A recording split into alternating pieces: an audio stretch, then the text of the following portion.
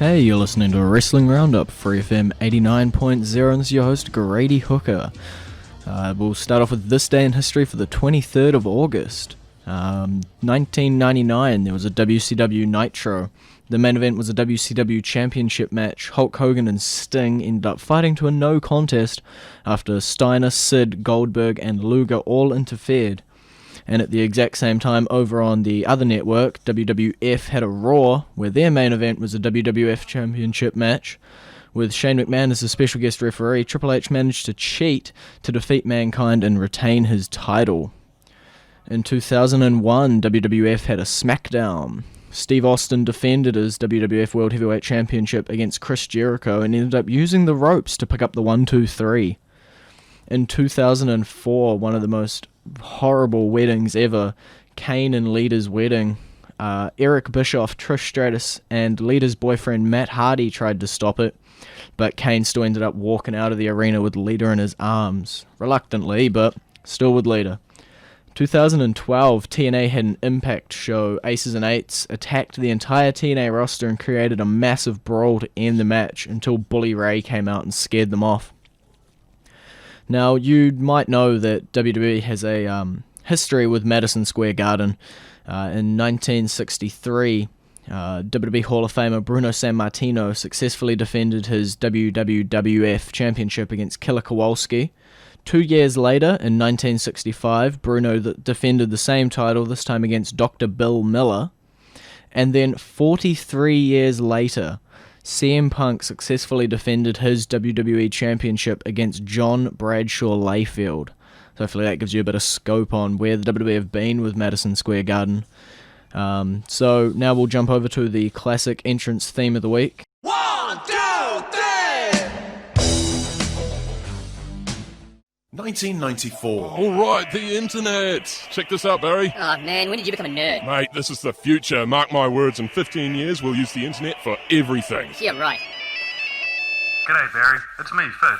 I'm calling from the future, and yes, he's right, the internet is everywhere, even on the radio. Hashtag radio, discussing the newest developments in the internet and social media. Join me, Fid, Carice, and Adam, Saturday evenings at 5, only on FreeFM 89.0.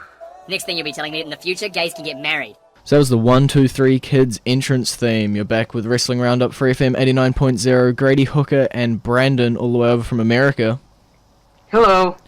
We'll start off with the SummerSlam Access. They sort of had a pre-show at Access just for the people in attendance. There was a tag team Total Divas match where Maria Menounos and Natalia took on Brie Bella and Eva Marie.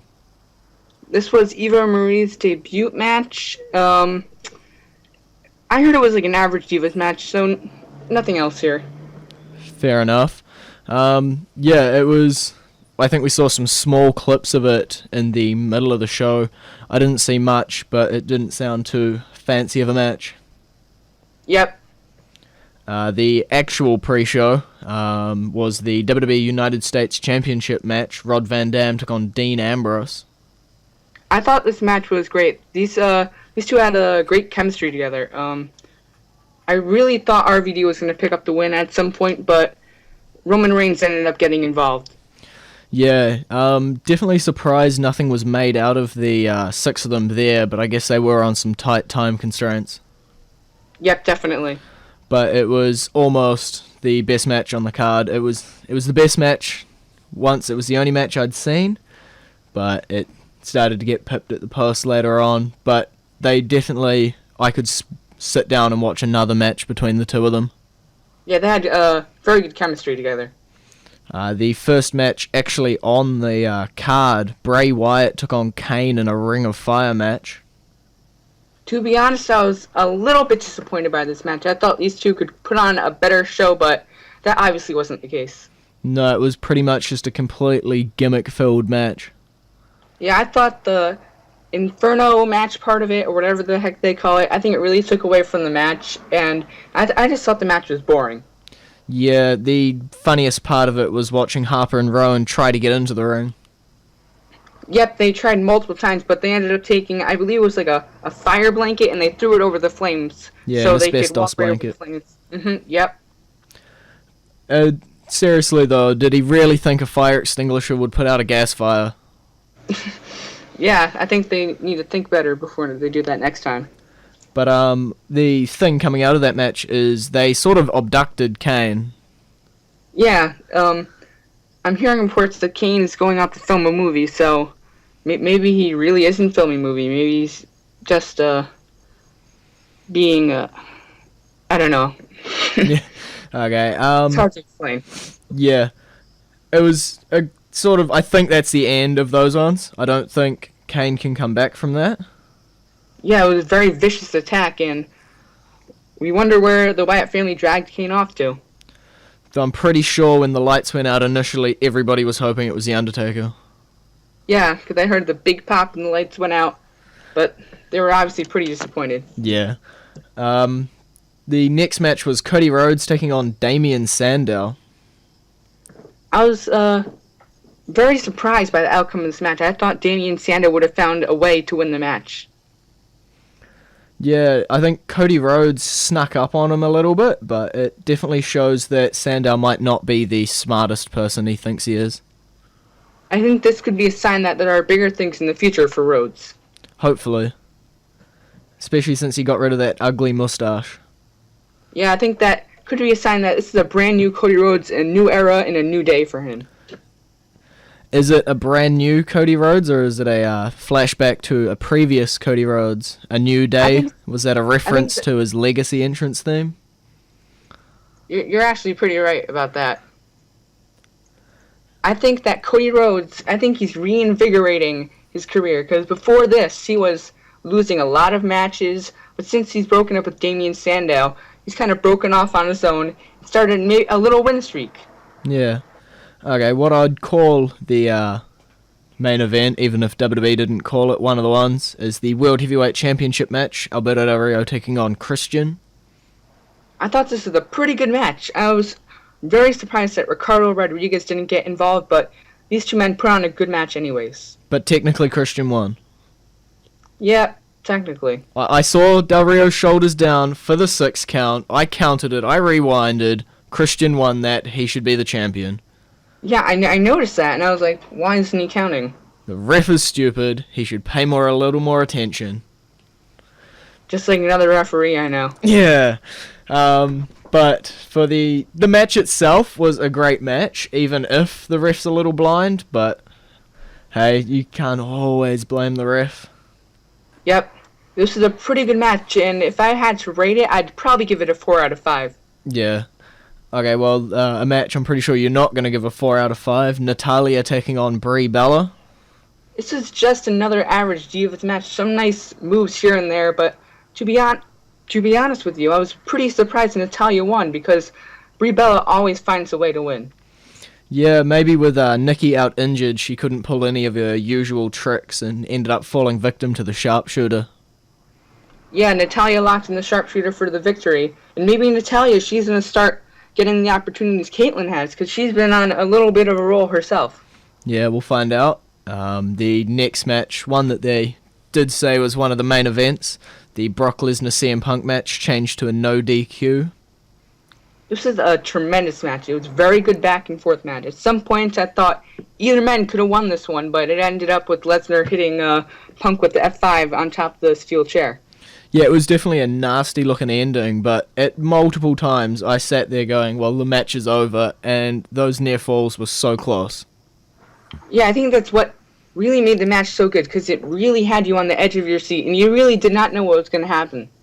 Yeah, I don't think I've seen those close of a near falls outside of an Undertaker match. Yep, definitely. But these two debatably put on one of the matches of the night.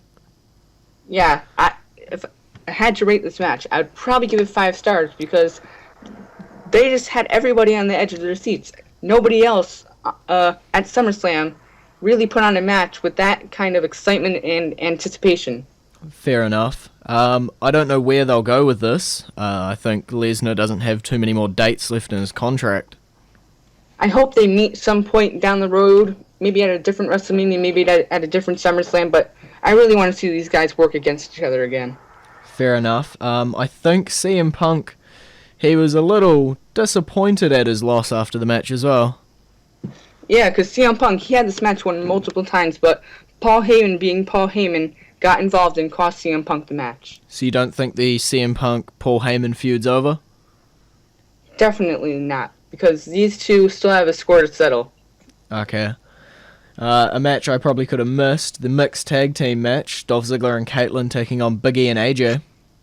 Just like the other Divas match on the card, this was just an average match. There's really nothing special here. Yeah. I was definitely hoping for more coming out of these guys, but I guess, again, time constraints came into it. Yeah. Especially from what we've seen with Dolph Ziggler and Big E and Caitlyn and AJ on their own in singles matches before, but I don't think the mixed tag matches ever really live up to the expectations that people have for them. Yeah, I think it's just a stipulation. I'm hoping maybe further down the line we get to see more of these feuds, but split up. Yeah, definitely. Just before we get into the WWE Championship match, this is probably a good point to jump into the current entrance theme of the week. It may give away the finish of the next match, but I sort of lost the deal with Josh that if Daniel Bryan ever won the title, I'd play his entrance theme. So, here you go.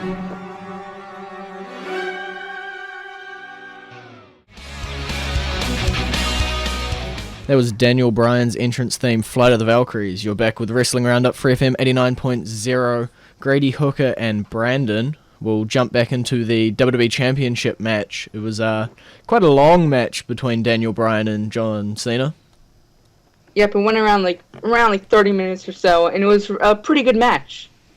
Yeah, I do think it was hurt a smidge by having the Triple H special guest ref. Yeah, but I don't really think he got involved too much in the match, but he really did get involved after the match. We'll talk about that later. Yeah, after the match. But, yeah, you expected a good match between the two of them. Yeah, I thought they could have done better, but they really brought the best out of each other. Yeah, John Cena did have his baseball elbow, so... Yeah, so that probably gave Bryan a little bit of an advantage, but that really still isn't an excuse, because Bryan ended up hitting John Cena with a knee to the face to pick up the win. Yeah, and then had his, 2.5 hour celebration. Yep. His confetti, his pyro. To be honest, I thought the show was over. I was like, no Orton, but we all know what happened. Yeah, it went on.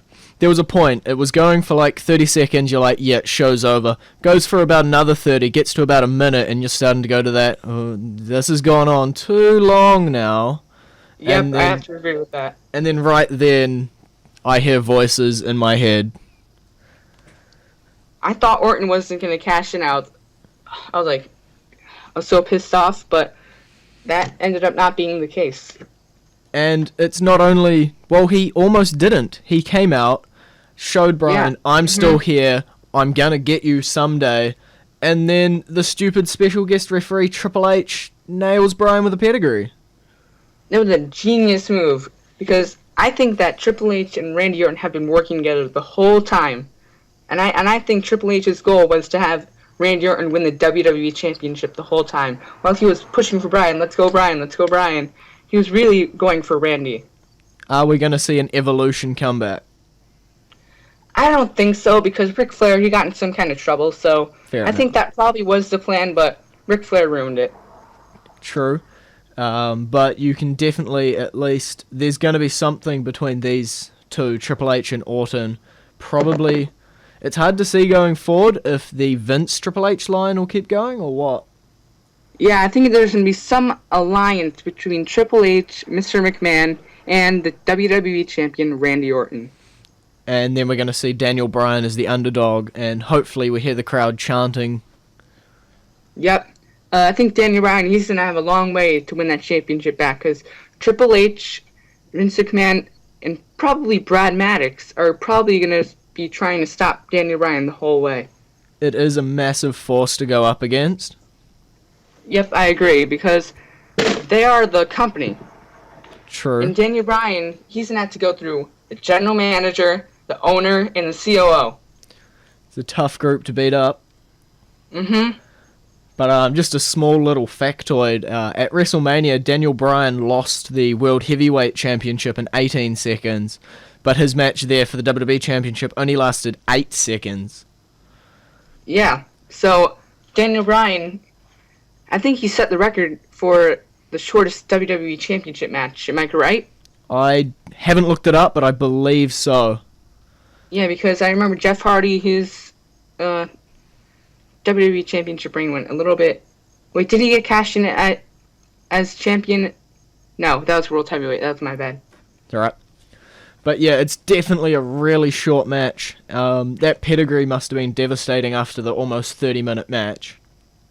Yeah, because Daniel Bryan, he was on the verge of losing, because Cena pulled out AA after AA after AA. But that pedigree really knocked Daniel Bryan out. If we were to jump ahead, what's the next pay-per-view? Is it Night of Champions? Yep, I think it's September 18th, 19th, around that. Where do you think... So do you think Daniel Bryan and Randy Orton will be back having a one-on-one? Definitely, because Daniel Bryan's going to have a tooth to pick with Randy Orton. Yeah, I could see some stupid stipulation being put in the match.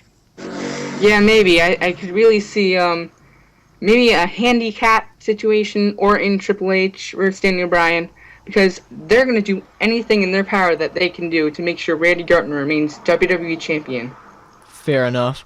What about the World Heavyweight Championship of that pay-per-view?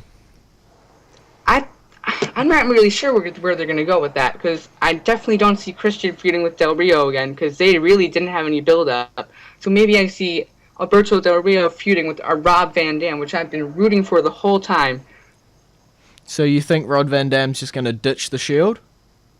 Yeah, definitely. Because I really think Rob Van Dam, he's been great since he returned. He's been on, he's been on a win streak of sorts. Yeah, by DQ counts as a win. Yeah, So I think Rob Van Dam, he's definitely earned his world title match, but somebody could get in his way, and I think that person could be Cody Rhodes. Really? Do you think maybe a triple threat or something? Yeah, maybe, because Cody Rhodes, he's been on a roll pretty much, and he beat Damian Sandow, the holder of the Money in the Bank contract. So I really think that could put Cody in the world title picture. It would definitely be an interesting mashup of styles, having Cody Rhodes, Rod Van Dam, and Alberto in one match. Yeah, you have the high flyer, the submissionist, and you have like the showman guy in Cody Rhodes. Yeah, the all-rounder. Yep. So if they're going to have a triple threat, do you think they'll insert Christian to make it a four-way? Yeah, I think so, because Christian, he put on a great fight in the world title match at SummerSlam, so I think he probably earned himself one more match. Yeah. Fair enough. And then, do you think at the outset of that match, Sandow will cash in, or he'll wait a little longer? I think, even if somebody gets beat up after the match, I think he's going to wait for the moment until Cody Rhodes wins the world title, because I think he wants to extract his ultimate revenge against him. Okay, he could be waiting a while. Yep, Since every title has to be defended, the Shield will have to defend both of their titles, the US and the tag team. Do you see any sort of competitors coming up against them for that? I see the Big Show and Mark Henry for sure, and maybe somebody like Dolph Ziggler or somebody that's not doing anything. Maybe like Christian. You got, I think Kofi just came back. You could shove him in it. Yeah, Kofi too. Yep, that's a great option. Do you see it in a six-man winner-takes-all titles, or do you see it as two separate matches? I could see them going with the six-man winner-takes-all, since I don't think we've seen that match in a while. Yeah, it would put an element into it, but I don't know if the Shield are ready to lose their titles yet. Yeah, I think they're better than ever, because they're winning a lot of matches, and they're beating up a lot of guys, so it's going to be hard for Big Show and Mark Henry, even though they're big and strong guys, to take down the Shield. Okay. For the Divas title, do you think Caitlyn will get another shot? It all depends, because I think the Divas title scene is pretty crowded right now. You have Naomi and Cameron, and you also have Natalya and Caitlyn, so that's 4 Divas. Maybe I can see them making it like a 6-pack challenge and throw in AJ and maybe like Layla, but I don't know. I did read something about Paul Heyman possibly wanting to bring in a Paul Heyman girl. I could see that definitely being probably either Charlotte, because he already has Curtis Axel, maybe Emma, she's pretty over down in NXT, and maybe even Paige. Paige, Yeah. There we go. I think she turned 21 a couple of days or weeks ago. For some reason, she doesn't seem like a Paul Heyman girl to me. She seems like the independent one. As long as she comes up through NXT and out onto the main roster, I'll be happy. Me too. Then I think we've got the one that even WWE forgot for SummerSlam, the Intercontinental Championship. I think CM Punk could be a huge competitor for Curtis Axel at Night of Champions, because Paul Heyman doesn't have another Paul Heyman guy. Lesnar's not going to be there. He's going to be at home. So CM Punk has no choice but to fight Curtis Axel. But will they go put Punk in the Intercontinental picture? I think they would have to, because there's really nobody else for him to fight. True. It does seem a bit of a downgrade, but it might bring back some of that prestige the title had. Yeah, because we had guys like Ricky Steamboat competing for the Intercontinental Championship. Yeah. Do you think there's going to be any other sort of matches shoved in? That's only like 4 or 5 matches. You got to put in some more. At SummerSlam, I think we saw a little bit of hints going to Fandango and The Miz. So I think we could have a pre-show match between the two. True. Miz definitely got annoyed of Fandango dancing. Yeah, it's going to be great to see The Miz back in the ring after being the host for, what was it, like a month? So let's see if The Miz has any ring rust. Do you think we'll see Ryback versus the catering guy? I think we won't see Ryback in a match. I think we will see him probably beating up another guy, though. So technically you're right. Do you like what they're doing with Ryback?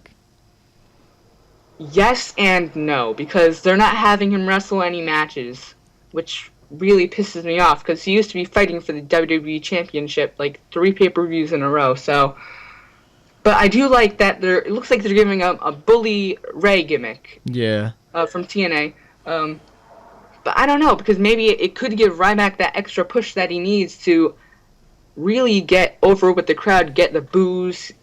So it could really help Ryback in the long run, but it could also hurt him in the long run. Something we did forget to mention at SummerSlam in the backstage segment when Ryback was attacking the catering guy, we actually got to see a rare appearance of both Yoshitatsu and Kurt Hawkins. That's pretty funny. And yes, gazpacho is cold. Either way, it's been great talking to you, Brandon. It's been great talking to you too, Grady. And hopefully we'll have you back on soon. Yep, hopefully. And in birthdays this week, we've got Tom Pritchard, former WWE wrestler and trainer, turns 53. Legendary manager of the Road Warriors, Paul Ellering, he's in the Hall of Fame class of 2011, he turns 60.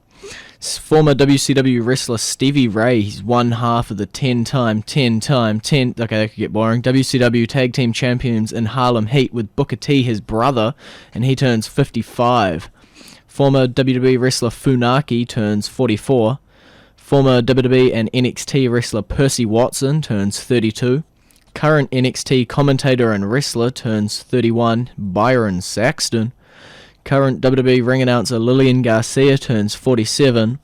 And current WWE tag team Jimmy and Jey Uso, the son of Rikishi, they turn 28. And in a New Zealand recap, Total Divas is actually coming over to New Zealand TV. The series will premiere on Thursday, October 3rd at 8:30 p.m. on E! And IPW have a show coming up August 31st. Steve Wrigley presents IPW Live. The IPW Heavyweight Championship will be on the line when Vinny Dunn defends his title against James Shaw. King Fale from New Japan Pro Wrestling will be coming back to New Zealand to take on New Zealand's best in Kingy. The Joseph Kincaid will be taking on Elias, and in another IPW Tag Team Championship ranking match, TNT will be taking on Liger and Kurt Chaos. And more show news, NZWPW will be holding a Wrestling Legends reunion. Fans and wrestlers alike have an opportunity to get together and celebrate New Zealand wrestling with NZWPW later this year. The promotion will host New Zealand Wrestling Legends reunion dinner. It's on Friday, November the 1st. It's being held at Lower Hutt Horticultural Hall and will be a night of remembrance and tribute, as well as an opportunity to reconnect and celebrate the legacy that's been created. There will be a live wrestling show to accompany the dinner service. Tickets are $45 per person. Anyone interested in attending should contact Martin Sterling. I'll put his details up on social media, or Twitter or Facebook, and you can contact him if you're interested in going. So that's it for Wrestling Roundup this week. I've been Grady Hooker, and we've had Brandon all the way over from America. You can visit our Facebook page, facebook.com/Wrestling Roundup Radio, or our Twitter page, twitter.com/Wrestling R Radio. And I'll see you next week.